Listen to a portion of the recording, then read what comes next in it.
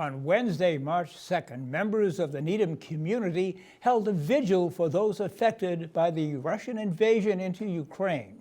While the war is about 5,000 miles away from Needham, residents brought the conflict close to home when they shared their connections to the country and those living with the realities of war. Here's a look at the event.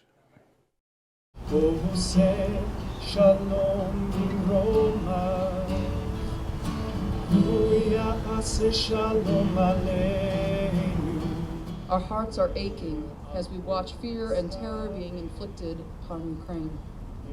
We pray from afar, seeing people flee in fear, praying in the streets, gripped by an uncertainty that echoes in our own hearts.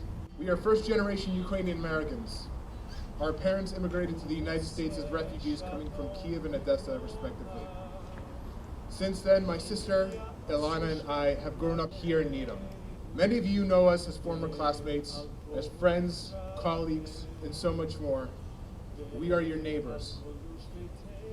The reason I mention this is because what is going on in Ukraine, this war, it doesn't just affect a land far away. It hits right here at home. I stand here with multiple identities tightly woven in my heart. Ukraine is my home, Russian is my first language, and the United States is my adoptive home. My heart is broken that I was born into the Cold War, and I'm now seeing the world retreat back into one. My heart breaks to think of Russian and Ukrainian brothers who share language, culture, and history, fighting a war they did not choose. My heart breaks to witness growing destruction and despair.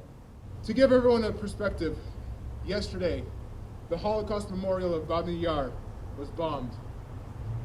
This memorial used to be the path that my mother would take on her walk from school. Now imagine, if you will, myself at 13 years old, walking from Pollard Middle School towards my home off West Street. I would pass this very town square every day. This was the place that was targeted as part of a military strategy. Grandmothers, grandfathers have been forced to take arms to protect their own front doors. Grandmothers and grandfathers that have lived through the bombings of the Nazis have to relive their fears some 80 years later. We pray for the parents trying to protect their children. We ache for the children as forces outside their control shatter their world, regardless of which side of a border they live on. We ache for those doing what they can to flee the movements of nations, and we pray for those who cannot flee, especially those rejected at borders because of their nationality or skin color. May the world not turn its face away from this pain, even in those moments when we as individuals must rest our spirits. May our thoughts and prayers become actions that end war and the threat of war forever.